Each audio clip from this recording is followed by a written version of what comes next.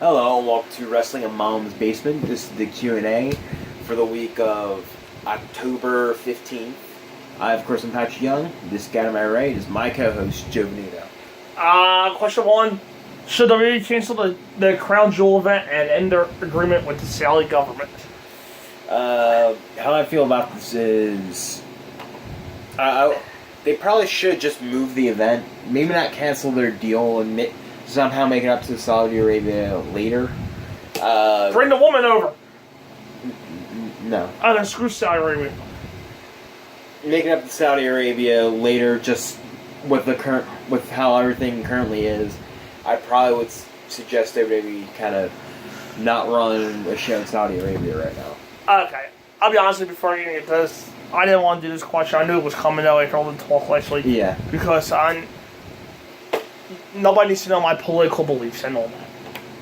Well, honestly, I don't have none. But I don't want to talk about politics and all that crap. But I'll do it for the people the millions that are watching. Yeah. I'm just going to say it out loud, my opinions won't change shit. So there's a little disclaimer, my opinion won't change shit. So if one wants to agree or disagree in the comments, have at it. Just be civil with anybody else that you're doing that with. Because honestly, I don't have political... We don't do politics here. No. Like, I know him for 18 years. 12 years. He's more American than me, but I don't know. I don't know. I don't give a who he votes for.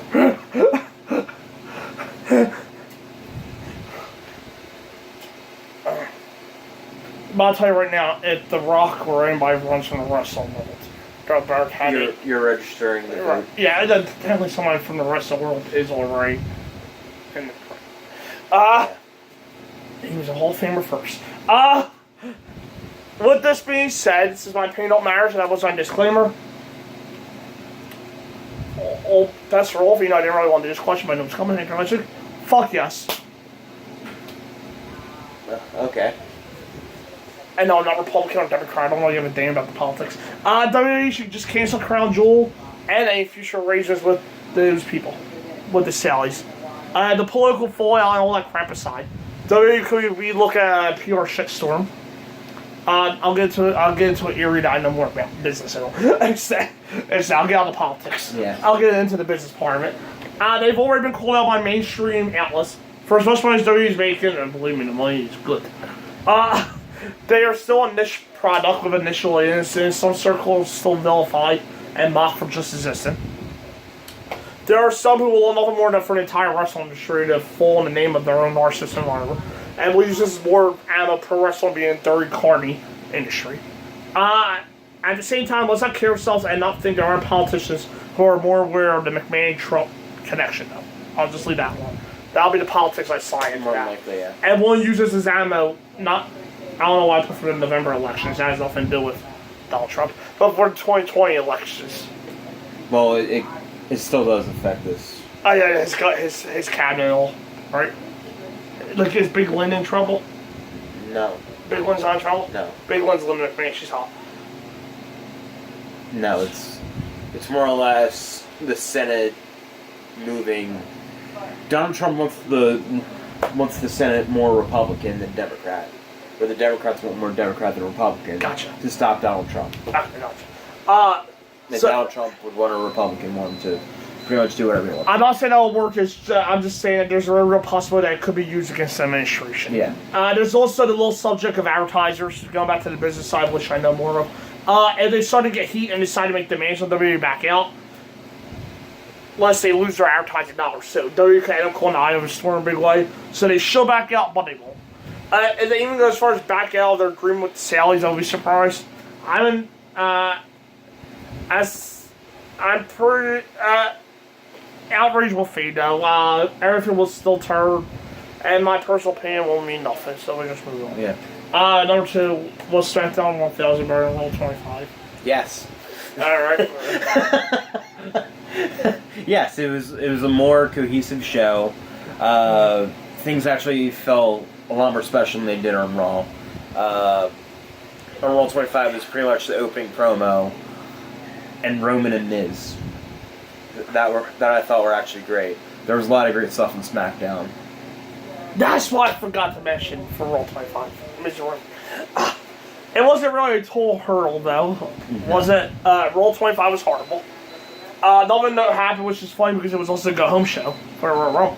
Yeah. At the same time, also Son McMahon to start the show, and before they built the revival, the DX Balor Club tease was nice. That was the only points I remember, but then you remember guys. So yeah. SmackDown 1000 did a better job with their legends. You know, Evolution being on SmackDown was just strange, I guess. They're all at one point on SmackDown. That's what you can say. The cutting edge of Becky Lynch arguably stole the show for me. As it felt, for me, it actually felt. I didn't say this in a review, but I felt like Edge was subtly grooming Becky to become a kind of heel to like he was. Mm-hmm. Like he was talking, like I was enchanted by his voice, and I was falling in love with it. And I felt like having a live sex celebration with somebody. Okay. But there's somebody here to do it with. Like God, I wasn't here that day. That's stuff she's being cheerful.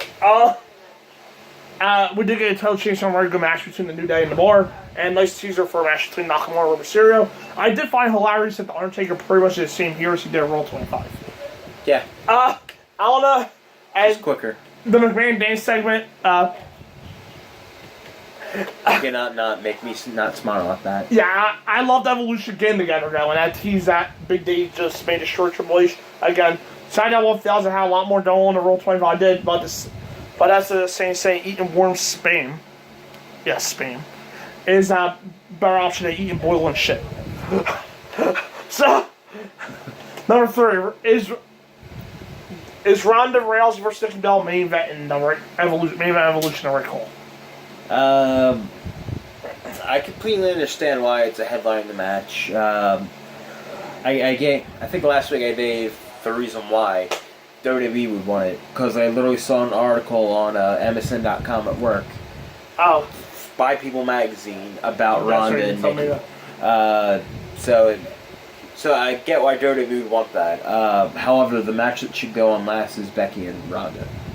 Or Becky and Charlotte. If we're going to do Becky and Ronda too, that'd be great as well. But Becky and Charlotte should go last. I don't think anything else on the card is going to top that, and I think it'll be a nice way to close off the show. I get why he's main event too. Ronda Rousey is one half of the main event. By proxy, any match she is in will and she'll rightly main event. My gripe on her Nikki Bella main event though isn't a strike even against Nikki Bella. It's because the match just happened. The Bellas were chummy with Ronda, turned on her like 45 seconds ago, and now it's a heat rider. Worthy the main event, WWE's first ever female-led event. Get the fuck out of here with that. The whole thing was telegraphed, and it's transparent from the start. So Ronda can't get a few worthy of her talent, which is a shame that fucking blunder. WWE should have gone with one two options. Number 1, Becky Lynch and Charlotte is approach a feud of your territory at this point. And the rivalry has heat and investment that could mean that. Or if this is just a celebration of future women's wrestling, I don't know. Maybe I'd fall into the Mae Young Classic agreement. Yeah. But no one watches Star Power, blah, blah, blah. I get that. I also heard that no one cares about women's wrestling as well. So why not take a chance if no one's watching it? I don't know what was wound up the bigger easy slam dunk that wound up to be a tragic blunder. The handling WWE's first all-female event? Or the collapse of the DC Cinematic Universe? Wow. As a DC fan, that hurts. You know I had to go there. Yeah, it's true.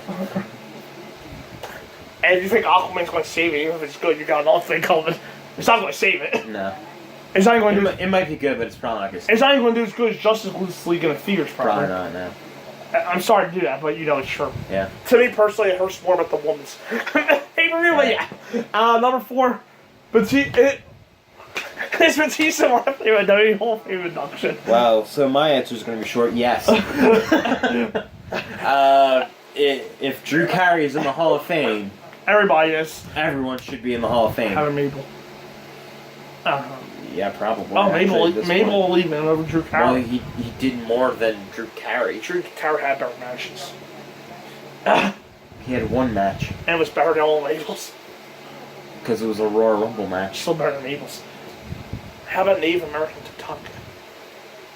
Yeah. Yeah, definitely. How about Tamina? When I said Drew Carey's in the Hall of Fame, everyone should be in the Hall of Fame. It means everyone should be in the Hall of Fame. It's Lee like should be in the Hall of Fame over Drew Carey. since I'm cooking beware anymore. Yeah. He's on the benchmark. It's nice to get an easy question once in a while. Batista's a 4-time world champ, 2-time Rumble winner, which is rare, 3-time tag champ, main event WrestleMania twice, was the face of SmackDown for a while, was a strong babyface in some instances of our heel, was in great feud with Triple H, John Cena, Rey Mysterio, Edge, The Undertaker, and The Shield. And as a movie star, scratch that, a movie star that by last Tuesday still has an addiction to the business, so, and it's not even a shot at The Rock. I'm just saying, yeah, pretty sure he's a surefire inductee. Yeah. If the rumors are true now, from what I'm hearing, Undertaker's the headliner next year. If the rumors are true, my only gripe will be inducting him the same year as the Undertaker. Which I can't see happening. Mm-hmm. Taking away no future headliner, I think what I'm trying to say is Batista can headline him, Clips, right? Oh, yeah. Yeah, taking away no future headliner would just be a colossal donate move. Actually, I'm a fan of Undertaker. If he is getting inducted next year, Undertaker could arguably be the only one. Probably could be, yeah. Yeah. I mean, it is my birthday. It is my birthday. The whole thing's on my birthday. Yeah. This next question has nothing to do with us because of course we're watching Crown Jewel anyway because we're revealing it. But if we were... yeah, I was going to say that. But if we were watching Crown Jewel, was shown... The way you built up so far was... I'll change up the questions. Here. I'll be like Ryan Piper. a little bit. Just reverse. But Shawn Michaels... If you weren't watching Crown Jewel, Shawn Michaels' return at the Crown Jewel, have they done enough to make you watch the show? By the way they have done it, it doesn't really look like that it's anything special of just Shawn popping out of retirement like this. Right. So it's definitely an odd setup. But yeah, Shawn Michaels is coming back. So yeah, I probably would watch it. I'm kind of salty on this. I said in the past there's no way Shawn Michaels will ever come back because he made clear his retirement's very important and a secret to himself. Wrong, so wrong. And the salt is enough. The salt is enough to top off a barrel of McDonald's fries at this point. By the way, don't eat the McDonald's at Dollar around the South Philly. They take them notes. I'm excited to see HBK return. I am excited to see HBK return.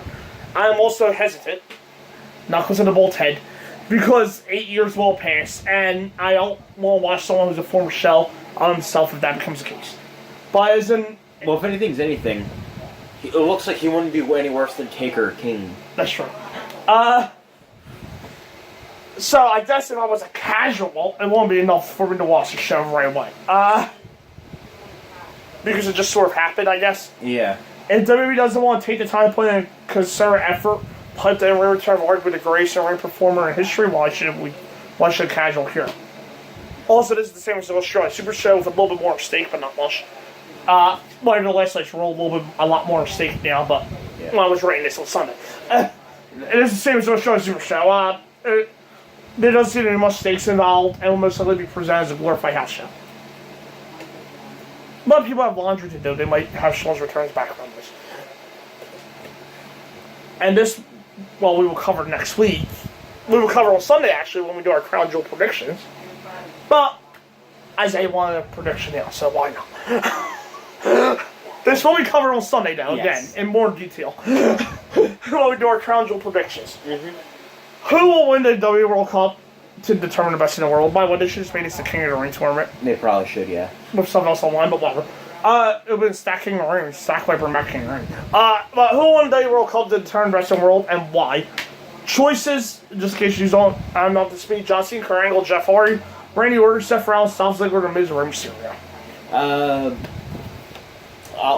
I actually won't pick who I think will win it, because honestly at this point I don't know. I usually come up with that like the week before. Right. Or even right during filming too, when we're doing the predictions. That'll be Sunday. Our actual predictions are Sunday. But who I think should win and who could benefit from the most, I'm not sure going to say it's The Miz. I think it would be nice for him to have an accolade other than just Intercontinental Champion or United States Champion. For right now, before hopefully he would get a world title reign. which I think he blatantly deserves. My logic's different because we were in Saudi Arabia. By the time you see this on Wednesday or Thursday, we might not be in Saudi Arabia no more. Yeah. But the person I picked may not be on the show no more. So my prediction on Sunday is going to be completely different. Yeah. I'm picking John Cena because I should just say Cena wins LL and walk away, but no, I'm not. My logic is kind of clear and simply circles back to the first question. The Sally's probably paid Cena a shit ton of money. Recognize him as one of the major faces of the company and want to provide a result that will resonate with the face. Make no mistake about it, even though his reputation is now being re-examined on this side of the country, where people respect, in this side of the world, where people are starting to respect Cena now. He was always popular on the other side of the world, Cena. That's true, yeah. So I can see him getting the win here and get a major pop in the crown and even set up maybe a potential WrestleMania match, maybe. But, okay, Cena wins LOL. My prediction is going to be completely different from the actual prediction video on Sunday. Probably. Because I don't think my man is going to be in it. My man might actually be replaced by my man. My man. Or if you want to just get another international person for Finn. Because Cena's represent a world, correct? Yeah. Okay, yeah, so Finn or Lashley's probably in that. My man. Yeah. Now